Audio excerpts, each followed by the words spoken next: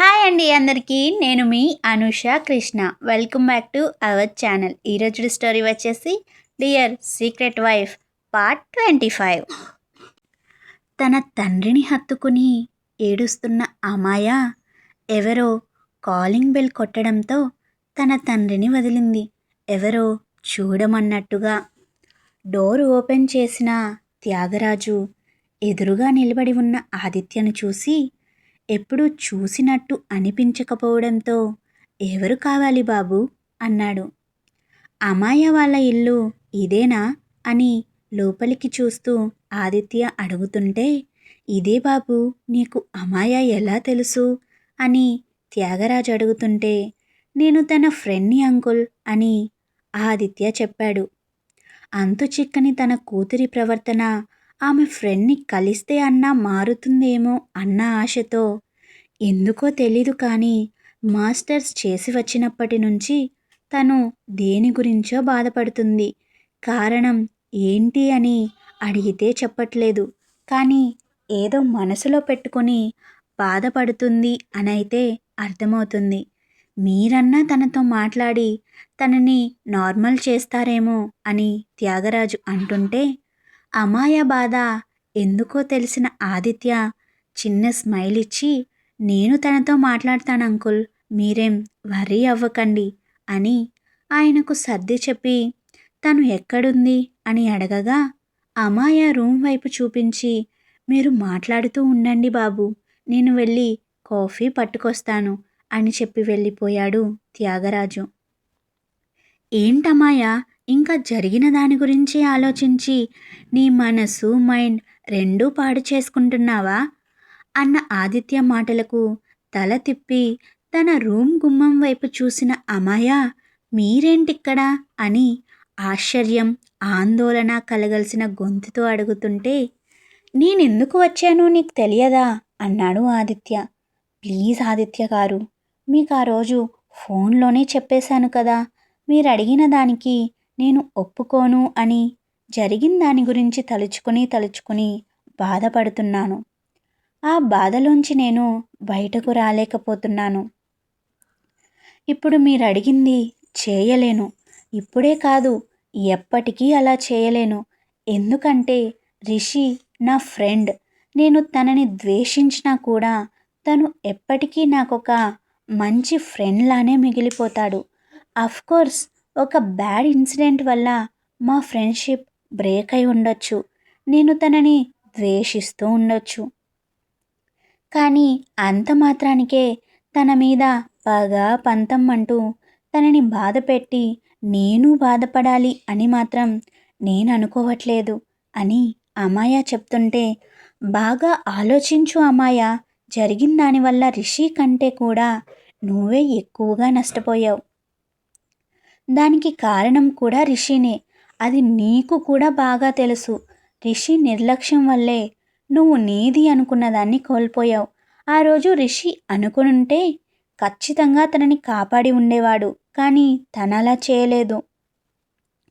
తను నిన్ను నిజంగా ఫ్రెండ్గా చూసి నీ మాటకి వాల్యూ ఇచ్చి ఉంటే నువ్వు ఈరోజు ఇంతలా బాధపడాల్సిన అవసరం లేదు అని అమాయ మనసులో రిషి మీద ద్వేషం ఇంకొంచెం పెంచేలా మాట్లాడి, నీ కాల్ కోసం వెయిట్ చేస్తూ ఉంటాను, నీ సమాధానం కోసం ఎదురు చూస్తూ ఉంటాను అని చెప్పి త్యాగరాజు కాఫీ తీసుకొస్తుంటే, తనకివ్వండి అంకుల్ ఆలోచనలతో తన బుర్ర బాగా హీటెక్కిపోయింది. ఈ కాఫీ తాగి ఒక గుడ్ డెసిషన్ తీసుకుంటుంది అని చెప్పి అక్కడి నుంచి వెళ్ళిపోయాడు ఆదిత్య. ఆదిత్య ఏమంటున్నాడో అర్థం కాక ఆదిత్య వెళ్తున్న వైపు అయోమయంగా చూస్తూ కాఫీ కప్ తీసుకుని లోపలికి వెళ్ళి అమాయ చేతిలో పెట్టి, ఆ బాబేదో అంటున్నాడు, ఏంటమ్మా అని అడిగాడు త్యాగరాజు.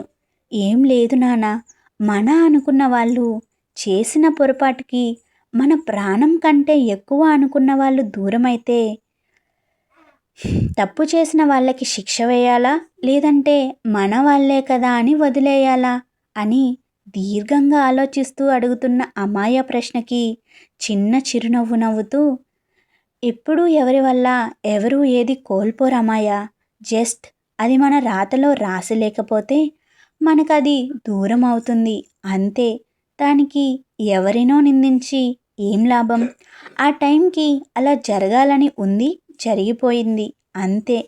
అంతెందుకు, మీ అమ్మ డెలివరీ టైంలో తల్లిని కానీ బిడ్డని కానీ ఎవరినైనా ఒక్కరిని సేవ్ చేయగలం అన్నారు డాక్టర్స్.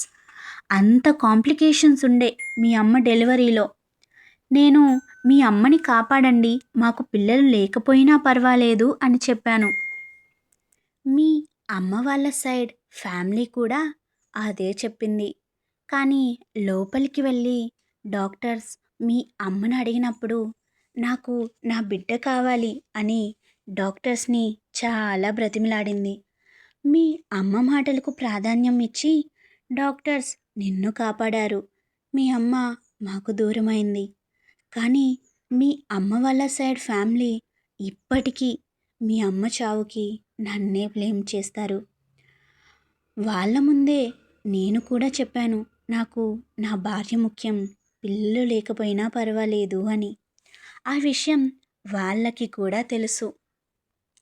కానీ వాళ్ళ కూతురు చనిపోయిన బాధ ఆ ఆలోచన జ్ఞానాన్ని చంపేసింది అంతే. ఇప్పుడు నేను వాళ్ళని తప్పు పట్టట్లేదు, జస్ట్ నీకిది ఒక ఎగ్జాంపుల్గా చెప్తున్నాను. దీన్ని బట్టి నువ్వే డెసిషన్ తీసుకో అని త్యాగరాజు చెప్పిన మాటలు అమ్మాయి మీద చాలా ప్రభావితం చూపాయి. చాలా అంటే చాలా. అసలు మా బాస్ ఎవరో కూడా నాకు తెలియదు. శరత్ చంద్ర ఆయన పేరు అని తెలుసు, ఆయన కొడుకు వినయ్ అని తెలుసు. అంతకు మించి వాళ్ళ ఫేస్లు కూడా నేను ఎప్పుడూ చూడలేదు. అటువంటిది ఆ వినయ్ సార్ ఇప్పుడు నన్నెందుకు కలవాలి అని అనుకుంటున్నారు, అది కూడా రిజైన్ చేసి వచ్చేశాక అంటూ తనకున్న డౌట్ని బయటపెట్టింది తన్వి. డ్రైవింగ్ చేస్తున్న రిషి వైపు చూస్తూ, ఆ కంపెనీలో వర్క్ చేసింది నువ్వు, రిజైన్ చేసింది నువ్వు, రిజైన్ చేసి వచ్చాక నిన్ను కలవాలి అనుకుంటుంది నీ బాస్, మధ్యలో నాకెలా తెలుస్తుంది తన్వి అని రిషి క్వశ్చన్ మార్క్ ఫేస్తో తన్విని తిరిగి ప్రశ్నిస్తుంటే, మీకు తెలియంది అంటూ ఏదైనా ఉందా? లేదు అని నా నమ్మకం. మీరు నా వరకు ఒక ఆన్సర్ బ్యాంక్. నేను అడిగిన ప్రతి ప్రశ్నకి మీ దగ్గర సమాధానం ఉండాలి. గుర్తుపెట్టుకోండి, ఇక నుంచి నేనేం అడిగినా తెలీదు, లేదు అన్న సమాధానం మీ దగ్గర నుంచి రాకూడదు అని తన్వి చెప్తుంటే, ఆమె క్యూట్నెస్కి నవ్వుకుంటూ సరే అంటూ తన్వికి ప్రామిస్ చేశాడు రిషి. ఇందిరా గార్డెన్స్లో తన్వి కోసం వెయిట్ చేస్తున్నాడు వినయ్. తన్వి ఎప్పుడు వస్తుందా అని వెయిట్ చేస్తూ ఉన్నాడు. ఫైల్లో ఆమె ఫోటోని చూసి ఉన్నాడు కాబట్టి ఆమె ఎలా ఉంటుందో ఒక ఐడియా ఉంది వినయ్కి. అందుకనే ఎంట్రన్స్ వైపే చూస్తూ ఉన్నాడు. ఇంతలో తన్వి నడుచుకుంటూ వస్తుంటే ఆమెను చూసిన ఆనందంలో చెల్లి అంటూ దగ్గరకు వెళ్ళి హత్తుకోబోయేంతలో తన్వి వెనకాలే మిస్టర్ మాన్స్టర్ రిషి వస్తూ కనిపించాడు. రిషిని చూడగానే వినయ్ ఆనందం ఆవిరైపోయింది. ఎందుకంటే రిషి తన్వి వెనక నుంచి తన్వి పక్కగా వచ్చి ఆమె భుజం చుట్టూ చేయి వేసి ఆమెతో పాటే నడుస్తూ వస్తున్నాడు. ఇతనేంటి నా చెల్లితో అన్న డౌట్తో అతని ఆనందం ఎటుపోయిందో తెలీదు. వినయ్ని చూపిస్తూ తానే మీ బాస్ వినయ్ అని రిషి చెప్తుంటే, మీకెలా తెలుసు అని తన్వి అంటే, ఒకసారి బిజినెస్ మీట్లో కలిసాంలే అంతే అని రిషి చెప్పడంతో హో అంటూ వినయ్ దగ్గరకు వెళ్ళి, హాయ్ సార్, నన్ను కలవాలి అన్నారంట, ఎందుకు అని డైరెక్ట్ పాయింట్లోకి వచ్చింది తన్వి. అది అది అని వినయ్ నసుగుతుంటే వినయ్కి షేక్ హ్యాండ్ ఇస్తూ, మిమ్మల్ని మళ్ళీ ఇలా కలుస్తానని నేను అనుకోలేదు అన్నాడు రిషి.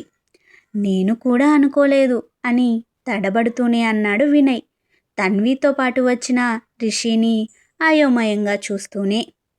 మీరేంటి తనతో పాటు అన్నాడు వినయ్.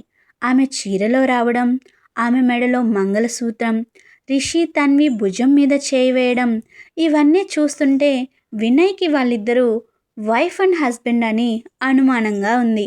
కానీ ఆదిత్య నేను తను friends, soon we are going to marry అని చెప్పాడు. సో వీటి రెండిటి మధ్యలో తర్జన భర్జన పడుతూ విషయం నేరుగా అడిగి తెలుసుకోవాలి అని అడిగాడు వినయ్. వినయ్ అడిగిన దానికి రిషి స్మైల్ చేస్తూ తన్వి వైపు చూశాడు. ఎందుకంటే తన్వి మన రిషి సార్కి కండిషన్ పెట్టింది కదా, మన రిలేషన్షిప్ సీక్రెట్గా ఉండాలి, మనిద్దరం వైఫ్ అండ్ హస్బెండ్ అని ఎవరికీ తెలియకూడదు అని. అందుకని తన్వి వైపు చూశాడు. తన్వి ఏం చెప్తుందా అని. అతని చూపులోని ఆంతర్యం అర్థమైన తన్వి టీజింగ్ లుక్స్తో రిషిని చూసింది. Thank you for watching. నేను మీ అనూష కృష్ణ, సైనింగ్ ఆఫ్.